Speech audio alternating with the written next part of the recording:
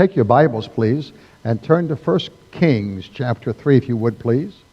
1 Kings chapter 3. As you're turning to 1 Kings chapter 3, would you mind looking at Proverbs 16? I think it's a verse would be good for you to at least know where it's at. And so Proverbs 16.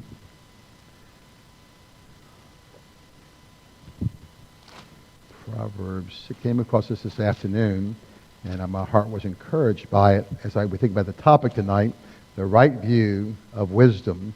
Proverbs 16 and verse 16. Proverbs 16:16. How much better is it to get wisdom than gold, and to get understanding rather than to be chosen, rather be chosen than silver. Now, of course, gold and silver is quite valuable, and yet he's saying here the proverb is that wisdom is more important. We're going to talk about that tonight. Okay, I want you to understand tonight from 1 Kings 3 and 4 the right view of wisdom as we look at Solomon's request and his being granted the gift of wisdom. Now, I want to ask you a question. Anybody know who this guy is right here? He's quite famous. Anybody know who he is by looking at him? Not Bruce Lee. No, not a little different situation. Okay. Now here's his name. Does that help you at all?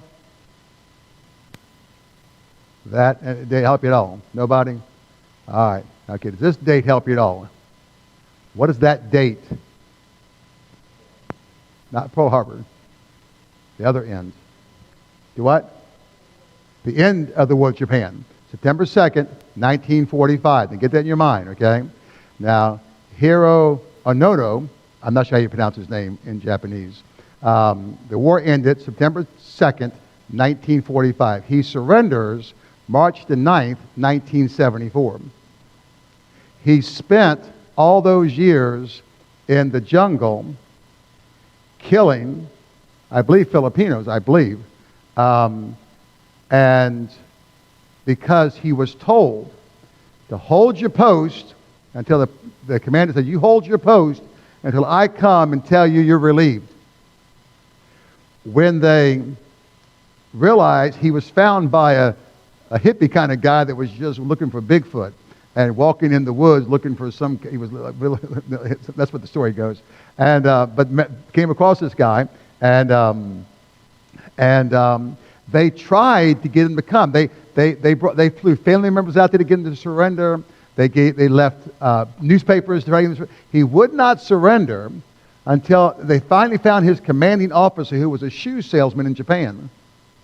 Didn't know anything about him, and they flew him out there, and he gave him the orders, and he surrendered. Interesting character. He wrote a book. I need to get the book, and if it's on Amazon, if it's on Audible, and listen to it. But interesting. Okay. Now, he was focused. He was evidently very wise in what he did because he stayed. That's a good number of years. How many years is that? That's almost 30 years, right? 29 years. By the way, he got back. He got married. And he was quite young, I guess, when he was like a young soldier, and got married and got discouraged with Japan, went to Brazil for a while because he was discouraged with the culture was so different when he got back after 30 years later, you know. It's like Captain America kind of thing, you know. He comes back to 30 years later to his country, and it's completely different. And so he was wise, but what he did was not called for. He didn't know that. So we've got to be careful when it comes to wisdom that we are actually being wise about the right thing in the right way. Okay? Now, with that said, let me give you a working definition of wisdom. Wisdom is often, we summarize it this way, it is the best means to the best end. That wisdom is knowing what is the best way to do the best thing. It's because both of those things are required for true wisdom. When you study wisdom in the Bible, it is not just the idea of knowing how to do something, okay, but it's how to do the thing that is right, the thing that is just, the thing that's needed to be done. All right? So I can be really good at, for example, I could be in the business realm, business world, I could be the world's best builder and maker of VCR tapes. But can I ask you a question? If I'm going to start a business making VCR tapes, how long do you think I'm going to be in business? Maybe only if I've got that much money to hold me over for that week before it starts. You're nobody going to buy it, okay? You may have the wisdom for it, okay? But it's got to be, not going to be careful, okay? Now, in 1 Kings 3 and 4, of course, you have this is almost the high point, high watermark. Many Bible scholars say this is the high watermark of Solomon's life when he asks for wisdom. Now let's read the starting point, verses 1 to 5. This is the starting point here. And Solomon made an affinity with Pharaoh, king of Egypt, and took Pharaoh's daughter and brought her into the city. Now what that means, that made an affinity, he's making an alliance. This is a political marriage. It's not where Solomon sees this lady across the room and he hears music, he feels twitterpated, and he says, "Ooh, I'm in love," and I'm all shook up. That's not what he's doing here, okay? He's making a deal. He's making a deal, a contract, a treaty with Egypt through marriage, okay? And brought her to the city of David until he had made an end of building his own house and the house of the Lord and the walls of Jerusalem round about. Only the people sacrificed in high places because there was no house built under the name of the Lord until those days. And Solomon loved the Lord, walking in the statutes of David his father. Only he sacrificed and burnt incense in high places. The king went to Gibeon to sacrifice there, for that was the great high place. 1,000 burnt offerings did Solomon upon the altar. And that's a significant, he slaughtered 1,000 animals as a sacrifice. In Gibeon, the Lord appeared to Solomon in the dream by night, and God said, "Ask what I shall give thee." Now, this is sort of the setting here, and I want to ask you to write down two things if you're taking notes. And here's the first one. Okay, the first one is this: the debilitating start, and second, the dedicated start. It's interesting, is it not, that when you read the Bible and you see the Bible, one of the proofs that the Bible is inspired of Scripture, inspired by God, because when it's dealing with primary characters, it gives the good, the bad, and the ugly. It gives everything about it. It doesn't really whitewash the situation, okay? Verse 1 was a debilitating start. Now, here's why it was debilitating. Because Solomon is young now. He's young compared to how old he will be when he dies, obviously. He's younger. And he is vibrant, and he has the commitment to God. But it just made sense to him to make a treaty with Egypt. Now, it's interesting, at this time, according to a couple of historians I was reading, books I was reading, that Egypt at this time was not really an overly strong power at this time. But it is interesting that his first alliance is with Egypt. And by the time you get to the end of Solomon's reign, he is much more like the Pharaoh in Moses' day than David in his day. And so it's just interesting. I don't know if he had an affinity with that kind of government, what the reason was, but he makes that alliance. But he did have a dedicated start. He did start off desiring to do the things of God. Can I ask you a question? Can you relate to that? Can you relate to some ways really doing what you ought to be doing? And in some ways maybe making some real bonehead choices? Okay, can you ever do that? And in the midst of doing, things are going well, you're doing good, you're doing great, and all of a sudden, bam, you have just you have a dumb moment, okay? You get like a master's degree in dumb. You make a wrong choice and may not see the consequences. But here, there were lasting consequences because it was the beginning of a long-standing problem he had that lasted his whole life. It was ultimately the result of him spiritually going downhill. You ever have like a CD or something in a plastic wrapper and it's sealed completely and you're trying to open it up, and you can't get it, something that's sealed with plastic, plastic cover, and you use if you don't have any fingernails, you can't get it open. And all of a sudden you get one little tear, and what happens? Real easy, then it all goes. A guy one time, true story, he had a drug problem, He had a terrible drug problem years and years ago. And he went to a particular place, got delivered from it, got saved, and was living for God. I mean, just living for God. He's on fire. Okay? He met a gal. The gal wasn't the problem, okay? The problem was they didn't wait till they got married. True story. And they got together. Like husband and wife, but they weren't husband and wife. Okay? Right after that, he had been sober and clean for years. The whole drug thing came back. Ruined his life. Eventually took his life. Because you cannot play with sin. You know the old saying, sin will always, cost you more than you want to spend, keep you longer than you want to stay. And it really will, okay? And you have to be careful. So, but anyhow, that's what happens here. This is the setting now, okay? Now, why does he sacrifice in Gibeon? Because that was what is a high place? Somebody tell me, what is a high place? Do what? Well, the mountain is high usually, right? Unless I guess yes, it is. But when it says here, they were sacrificing in the high place, verse 3, and Solomon loved the Lord, walked in statute, and only he sacrificed a burnt incense in high places. What is a high place in that context?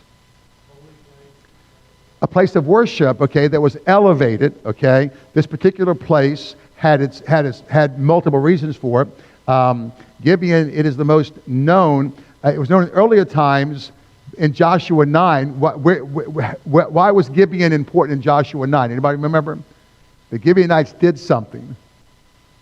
What did the Gibeonites do? They made a deal with Joshua, right? They came to him with old clothes on. Remember that story? And they fooled him, okay? That's that location, okay? And and this is a place where they were, because the sacrifice, at this point, that was where they were worshiping God. There was not a temple in Jerusalem at that time, okay? That's what's happening there, okay? Now, you have here in verses 2 to 3, his sacrifice in verse 2, his love and obedience in verse 3, and in verse 5, God's able to communicate to him. Now, through a dream here, you said, well, is God going to communicate to me through a dream? No, he's not going to give you revelation through a dream. You may have a dream, and it may make you think a certain way, but the revelation from God comes from his word. Okay? All right, so let's move on. Okay? So you have three things here, and here's the first one. Okay? I want you to understand the nature of wisdom in verses 6 down to verse 15. Okay? The nature of wisdom. I want to ask you to write down a couple of things. First of all, a clear understanding of God. Second, a correct understanding of self. Third, a consistent understanding of life. And then fourth, a comprehensive understanding of duty. All four of those are in this passage in verses 6 down to verse 15. Okay? That the nature of wisdom requires a clear understanding of God. Look at verse 6. And Solomon said, Thou hast showed unto thy servant David, my father, great mercy, according as he walked before him in truth and in righteousness and in uprightness of heart with thee. Thou hast kept for him this great kindness, that thou hast given him a son to sit on the throne as it is this day. Now, Solomon is understanding that God is the one that's in control of his life. If you want to be wise and have wisdom, you have to have a right view of God in your life. That God is in fact the one that's orchestrating the events of your life. Look at the first part of verse 7. And now, O Lord my God, thou hast made thy servant king instead of David my father. You see, he was acknowledging that the fact that God was in control. Let me ask you to write a couple of references down. Proverbs 9:10. Proverbs 9:10 says this, the fear of the Lord is the beginning of wisdom, and knowledge of the holy is understanding. To fear God and to have knowledge of God is to see God for who he is. I've got to understand that my wisdom comes from God, but God, the reason why I need his wisdom is because he's the one that's orchestrating the events of my life. He's the one that's in control. Psalm 119:98 says this, Thou through thy commandments hast made me wiser than my enemies. You see, I need to go to him because his word is what I need. And so a clear understanding of who God is. He is the one that's in control, and he's the one that I need to go to if I'm going to have the wisdom I need. Second, the correct understanding of self. Look at the last part of verse 7. I am but a little child. I know not how to go out and to come in. Here you have an honest opinion of self. He needs God. If I'm going to have wisdom, I've got to see God as who he is, in control, and his word being true. I also have to see my own self. I need his wisdom. Now, when do I need it? My whole life. Okay? My whole life. I appreciate Brother Remo at the men's breakfast this morning talking about how the fact that as you get older, you need to make sure that you constantly are dependent upon, he didn't say this way, but this is the truth he conveyed. We constantly dependent upon God's wisdom. Because he was given an illustration of an older Christian who lived this whole life serving God, but he got into his later years and in an act of foolishness, abandoning the wisdom of God, made some really bad choices. And etch-a-sketched his whole testimony, just erased it. Because in an older age, he forgot to seek the wisdom of God. Let me encourage you as you go through life, never get to the point where you don't need to understand your own need for him. James chapter 1, verse 5 says, if any man lack wisdom, let him ask of God, who giveth liberally, and it reproacheth, and withholdeth not. Giveth liberally, and without reproach, and it will be given him. God will give us the wisdom we need if we ask him. Well, that's what we need to ask him for wisdom. That understanding of myself, I need him. And then my consistent understanding of life in verses 8 through 10. And thy servant is in the midst of thy people, which thou hast chosen, a great people that cannot be numbered nor counted for multitude. Give therefore thy servant an understanding heart to judge thy people, that I may discern between good and bad. Now, the understanding of life is this. I'm not able on my own to make the right call. I'm not able to make the right call. I can't. I don't have it in me. The idea of what I should do or shouldn't do, I need God's wisdom. I need help from him. Because here's what happens. As soon as I get self-sufficient, as soon as I think, you know what, I've got this. What's going to happen? I'm going to do a bonehead thing. I'm going to make a wrong choice. The song, I need thee every hour. And do we not need his wisdom every hour and in every situation? Many of you probably have schedules where you have to get up early in the morning and you got to get going. Stuff you got to do. Things you got to do. People you got to see. Things you got to do. Here's the danger, folks, and any of us can be there. We get so busy doing our duty that we don't take care of our responsibilities. Think about this. We take care of our duties. We do this, but not our responsibility to seek his leadership and to seek his wisdom and to ask ourselves, Lord, thy will. Monday was our day of prayer and fasting. I hope you spent an hour in prayer on Monday. And when you pray, I pray that you prayed, Our Father who art in heaven, hallowed be thy name. Thy kingdom come, thy will be done. We need that to understand the realities of life. And then finally, the comprehensive concept of duty. Look at verse 11. And God said unto him, because thou hast asked this thing, it's not asked for thyself long life, or neither hast asked riches for thyself, nor hast asked of the life of thy enemies, but hast asked for thyself understanding to discern judgment. Okay? You see, he understood that his greatest duty was to do that which God had called him to do. In this case, to be king over God's people. I tell people, I tell not folks in ministry, but all the guys I talk to, one of the greatest responsibilities you have if you're married is to be the right kind of husband. Before you're the right kind of businessman, before you're the right kind of pastor, before you're the right kind of whatever, that you be the right kind of husband, that you accept that responsibility above every other responsibility, and make sure that is maintained. That's not the exclusion of others. Okay? I mean, Solomon wanted the kingdom to be successful. Economically, he wanted the kingdom to be successful, but he knew he had to have wisdom. His duty required it. Okay? Now watch this. It goes on, look at verse 12. Behold, I have done according to thy word. Lo, I have given thee wisdom, given thee a wise and understanding heart, so that there is none like thee before thee, neither after thee shall any rise like unto thee. I have given thee that which thou hast asked, not for both riches and honor, so that there shall not be any among the kings like unto thee of all thy days. And if thou wilt, now watch, if thou wilt walk in my ways and keep my statutes and my commandments, as thy father David did walk, then will I lengthen thy days. And he say, listen, Solomon, you understand your duty. You need that wisdom. But remember, you got to stay in your walk with me. Now, does Solomon do it? Not completely. He struggles. Sound familiar?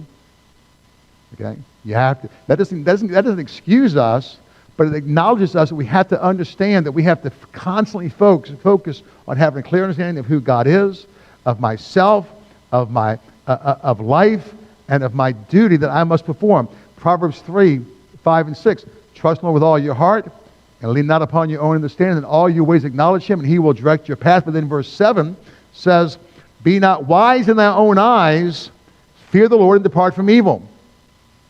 Be careful about self-deception and self-wisdom.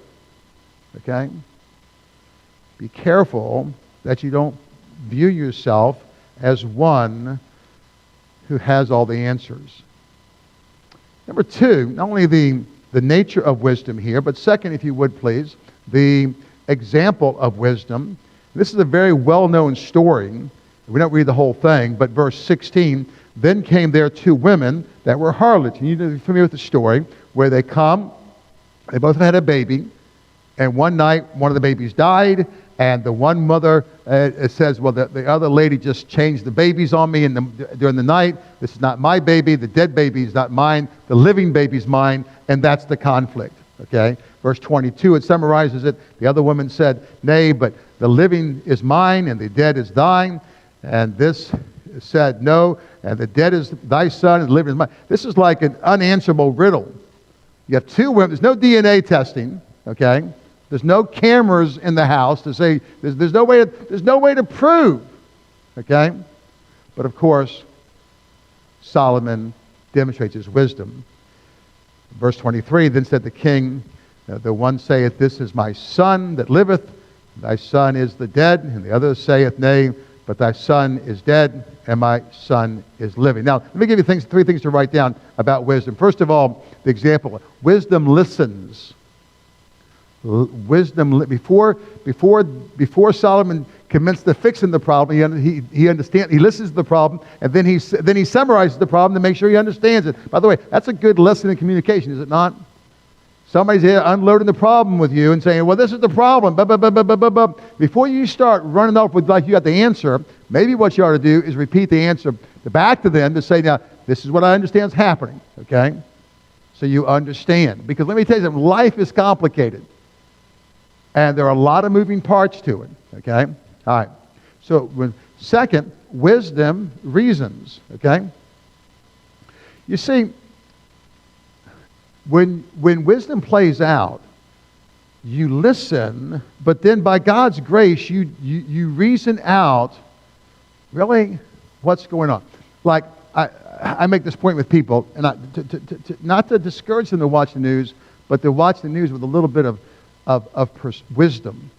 Okay? The news is a news business. It's not news ministry. It's the news business, right? And what is business about? What is the ultimate objective of business generally? Make money. Okay?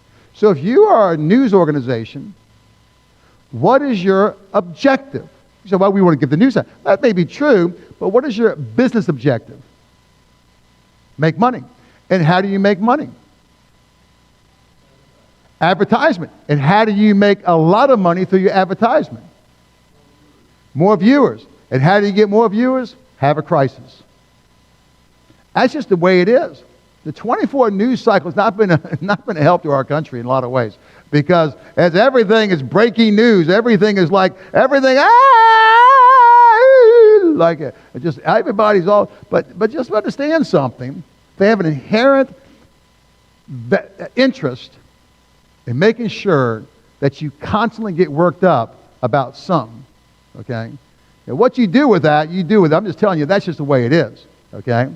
You have to reason it out, okay? I was talking to a lawyer one time, helping a person out in a situation, and I wasn't the person who needed help, but they said, well, the lawyer said, follow the money. Follow the money. It's going to show you a lot of what's going on here, okay? Now, I'm saying this, you got to be wise. Wisdom reasons things out. So that if you've got two women and they're both claiming to be the mother, how many of them can actually be the mother? Just one, right? So one's lying, okay? So what he does after he reasons it, of course, the wonderful passage in verse 24. And the king said, bring me a sword. And they brought a sword before the king. And the king said, divide the living child in two and give half to one and half to the other. Then spake the woman whose living child, and there's not a mother in this room who would tolerate that. And not a mother I know that wouldn't have responded the same way if it's the only option that she had, right? Well, I'm going to go to court. Well, he was the court. I'm going to go to the Supreme Court. Well, he was the Supreme Court. I'm going to talk to the Justice of the Peace. Well, he was everything. If the king said it, there was no place to go. Okay? Then spake the woman whose living child was the king, for her bowels yearned for her son. And she said, O my Lord, give her the living child, and in no wise slay it. But the other said, let it be neither mine nor thine. Now you know, boy, that revealed it, didn't it? Okay? Now watch this, okay? Wisdom listens, reasons, and then it acts. It acts. I mean, it plays itself out, okay? And this is a tremendous example of wisdom that comes from God. Solomon didn't go to school to learn how to handle two women who said that kind of thing. That came from God. One of the challenges in counseling is to encourage other believers who have not been to Bible college, who have not been to training, to understand that you can be a source of great counsel and advice and influence to your friends. Instead of thinking, well, I can't be used of God in this way, instead of buy into that lie, ask God to give you wisdom. Let me tell you something. More than once, in fact, almost every time we have a situation, one time a situation, and the guy was acting like a real idiot all week long. I mean, he was like dumb on steroids. I mean, they were here for counseling. His life was falling apart. I want to fix my marriage. But you just knew that something wasn't right. It's a true story. I brought him in here, set him right here. I sat right here. I looked and I said, this guy, he's just acting weird. He wasn't responding. And this is not a word of wisdom. This is not a gift. Don't get confused here. I just said to this, I said, well, what's her name? Well, that changed everything. And I was working through my brain. Why? There's got to be a reason. We're not making progress here. Only I can come up with, there must be another woman. And sure enough, that's what it was. Hard to fix your marriage when you got a girlfriend on the side. When you're married, you got to stop dating. But you see, it's just wisdom. That's how wisdom plays out. So that's how it worked here for Solomon. And it can work in your life. You say, well, I'm no Solomon. Well, I'm no Solomon either, but you're a Christian, aren't you? You have the Holy Spirit inside of you. Ask God for wisdom. So if you have a friend going through a difficult time, and you want to help them, and you ask God to give you wisdom to help them, then let God use you and give you the wisdom to help them. Okay? All right. Then finally, very quickly, this will be really simple because we're almost out of time. But, okay, we have the institutionalizing of wisdom. That's a big word. But he institutionalizes it in chapter 4. Okay? Now, 3 things happen in chapter 4. Okay? Okay? Authority is established, responsibility is assigned, and truth is communicated. So what happens now in chapter 4, okay, Solomon now is going to institutionalize his wisdom in a sense by, first of all, in verses 1 to 6, getting people that he puts in responsibility over ministries. So wisdom, when it plays out in an institution, okay, be it a church, a business, or a home, then what you do is you establish the authority. You establish the chain of command. You establish the boundaries. You establish the responsibilities, okay? And then verses 7 through 28, responsibility is assigned. In this case, there are these people that were responsible to feed everybody. Now Solomon, I mean, he had all those women eventually, and all the women were producing a bunch of youngins, and he had all these chariots and these horses and servants. This guy needed a build back better bill on a daily basis. He had an expense account that was huge. Okay? And that's why we'll see what divided the kingdom, nothing new under the sun, was taxes. Taxes. He is milking the people. They're being blessed, but he is taking a bunch of money to fund all of this, and he had these different people whose job, each group had a job to work all year long to accumulate enough food to feed his whole staff for 1 month. So 12 people had the responsibility, basically, of overseeing the accumulation of enough food to feed all of his household for 1 month. But he's assigning the responsibility.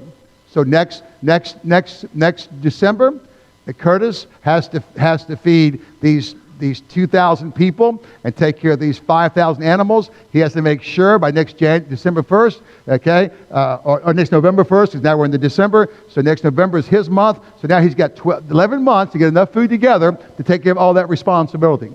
All right? But then what you find in verses 29 to 34 is he communicates the truth. Look at verse 29. And God gave Solomon wisdom and understanding exceedingly much, and largeness of heart, even as the sand of the seashore. And Solomon's wisdom excelled the wisdom of the children of the east country and the wisdom of Egypt. And he was wiser than all the men. And then look at down verse 32. And he spake 3,000 proverbs, and his songs were 1,005. And he spake of trees, from the cedar tree of the Lebanon, even unto the hyssop and the spring. And verse 34, and they came of all the people to hear the wisdom of Solomon, for all the kings of the earth which had heard of his wisdom. Now he is communicating this to other people, okay? Through songs, through writings, and through talking, okay? So what we find now, when we leave chapter 3, we move on, okay, to negative things and challenges things that is going to come. But this is the high watermark, okay? Solomon is smart, he's wise, he's successful, and he is moving on down the road. But go all the way back to chapter 3 and look at verse 1. This is a little crack in the dam with a little water just seeping out slowly. And over time, the dam's going to break. Because he makes a covenant, a treaty that involves marriage and intimacy with Pharaoh.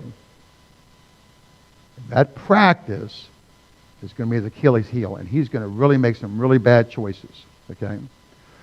Now, what should this do for us? Okay, a couple of applications. I got about 122 seconds, then we'll land about 62 seconds, and then we'll land the plane. Okay. Understand this, okay? You and I need to seek God's wisdom all the time. So wherever you are in life right now, seek his wisdom. You know, it doesn't matter what I do. It does matter what you do.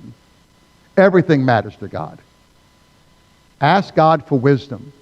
Okay. Second, guard your heart. Guard your mind. And make sure that you and I are not accommodating things in our lives that should not be there. Okay? Let us seek to love him and let him guide us day by day and with each passing moment.